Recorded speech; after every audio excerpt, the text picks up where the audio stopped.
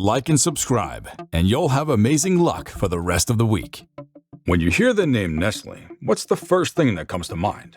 A bar of exquisite milk chocolate or a delicious cup of hot chocolate? And why not? All of us have enjoyed Nestle's products since childhood. But do you know children died using Nestle's products? Yes, you heard that right. They died. The blend of Nestle's creamy milk chocolate with crunchies tastes just as good as it sounds. Chocolate is crunches when it crunches. That's why I love Nestle Crunch. Nestle isn't just a bar of chocolate or a tasty product. There's a lot more to this company that they've always sought to conceal from the public. But this video will show you the truth about Nestle and how bad it is. So stay with us till the end of the video. Nestle is the first name that comes to mind when it comes to companies that demonstrate to the world what industrialization is capable of. They've done things no one could have imagined a product could do, not in a good way. Nestle's always at the top of the list regarding the world's most corrupt and unethical corporations. Nestle's one of the world's largest corporations with hundreds of products sold worldwide. The company clearly dominates the processed and packaged food market. Wonderful, right? Processed foods, killing everybody. Nestle also employs approximately 339,000 people across 189 countries in 447 factories. But most of us have good memories with Nestle. So why is a company with so much power in the market called evil and unethical? Let's begin with the company's history to get the answers. Nestle began its journey in Switzerland in 1867 when Henri Nestle founded the company. He wished to launch a line of milk-based infant formula for children, which were unable to receive breast milk due to a variety of factors. Nestle lied to the entire world and told them they used nutritious ingredients to manufacture their products. Their idea of nutritious seems to be dried milk, vegetable oils, and sugars. These products aren't even close to the definition of nutrition or nutritious products, and they damn well know it. However, everyone missed the point because the critical factor is the company's marketing, which has led people to believe that nutrition is essential for their children's growth and health, while forgetting to take a closer look at what actual nutritious products are and what they contain. So many doctors know when they confidently approve pet milk for babies. Pet milk is a safe milk for babies, free from harmful germs, always uniformly rich, always easy to digest, with every feeding exactly the same. Based on marvelous and deceptive marketing, the company succeeded in brainwashing, yes, brainwashing, and Nestle made people believe breast milk didn't provide the nutrients a baby needs and was insufficient. For your special baby. More than 50 million babies have been raised on this form of milk. However, the company's product has terrifying results. They expanded their infant formula market in the 1970s. It began promoting its infant formula as superior to breast milk, attempting to dupe customers by spreading the myth that it benefits infants and provides all the necessary nutrients that breast milk can't. They even bribed medical experts to testify in their favor. This is ridiculously unethical and no one can question it. Advertising campaigns encourage mothers to use infant formula instead of breast milk. Doctors know it is safe, easy for babies to digest. More babies are being raised on pet milk formulas than on any other brand. Nestle hired saleswomen in developing Asian and African countries and sent them to provide medical care to mothers while giving them free baby food samples. Sounds lovely and so altruistic, right? Inadequately educated mothers from developing countries trusted women dressed as nurses. The free samples were carefully weighed and packaged to last until the mothers became utterly dependent on the infant formula and stopped breastfeeding themselves. Breast milk contains all the nutrients the baby's development and immune system need.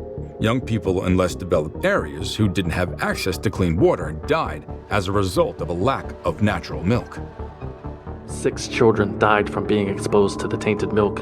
Another 300,000 children, 80% of whom were younger than 2 years old, had been affected.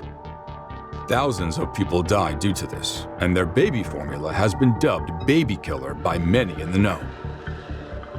The World Health Organization, don't get me started on these criminals, approved the International Code of Marketing of Breast Milk Substitutes in 1981, as the situation worsened and people went crazy and protested. Would you agree with me that your product should not be used where there is impure water? Yes or no?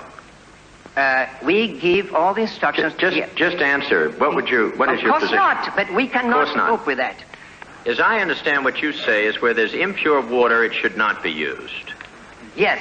Where the people are so poor that they're not going to realistically be able to continue to purchase that, and which is going to mean that they're going to dilute it to a point, which is going to endanger the health, that it should not be used. Yes. Do you feel that you have any responsibility? We can't have that responsibility, sir. You can't have that responsibility? No. The company attempted to clear its name by stating in advertisements that breast milk couldn't be replaced. However, the damage was already done. Easily digestible. No formula is more nutritious. Remember, breast milk is best, but Good Start formula is made to be gentle. Nestle's child labor scandal rocked the world. When it comes to large-scale businesses, they prefer not to spend much on labor and look for better ways to save money. Nestle came up with the concept of child labor in this way. It's really a tough topic when you're talking about child labor in impoverished societies. Nestle sells various chocolate products from cocoa derived from child labor and trafficking. I believe those are found at the bottom of the chocolate food chain. Several chocolate companies were accused of using child labor to produce cocoa for their chocolates in the 2000s. In 2005, Nestle vowed to address this issue and create ethically sound products, but they did nothing about it. According to the company, the majority of unpaid child labor in chocolate production is performed by children working on their parents' farms, because farmers couldn't afford to send their children to school and needed all hands on deck to provide food, shelter, and other necessities. Not that public school is any good either, they're just brainwashing camps, but we'll get into that in another video. The reason, however, is absurd, because Nestle pays them and should do something to help the farmers who work for them. They should help them and increase the amount they pay the farmers.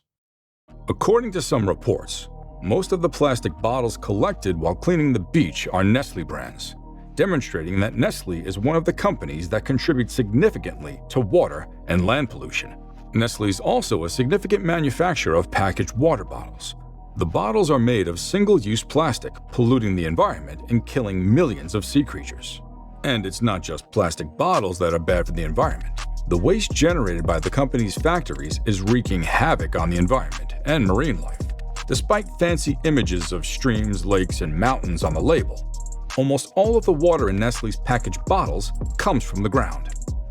Nestle is accused of extracting groundwater where it's most needed and profitably selling it. It's obviously unethical and harmful to the environment.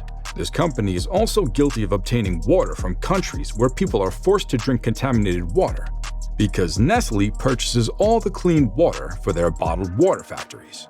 In 2013, the group began diverting abundant clean water from Pakistani residents to use in their factories, forcing residents to drink sewage and muddy water.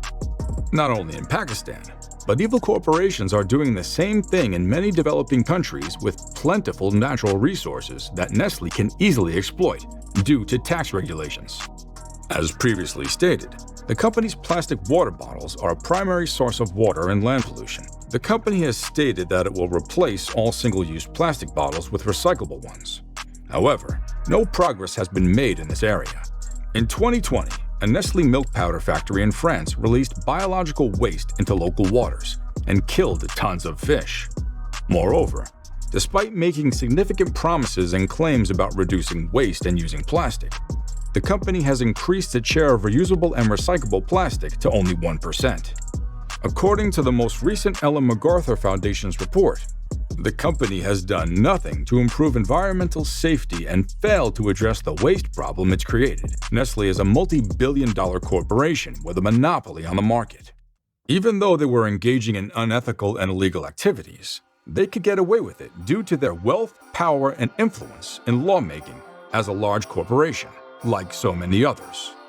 Again, they have the governments in their pockets. What are your superpowers again? I'm rich. However, I don't believe that any company is inherently evil. But any company or its management must choose between what benefits the companies in that niche and the community, because the failure of a company impacts the whole community in the industry, which may be terrible for small-scale businesses. Regrettably, but unavoidably, law and ethics don't always coincide. There are always legal and illegal alternatives. These aren't always obvious due to the subjective nature of ethics.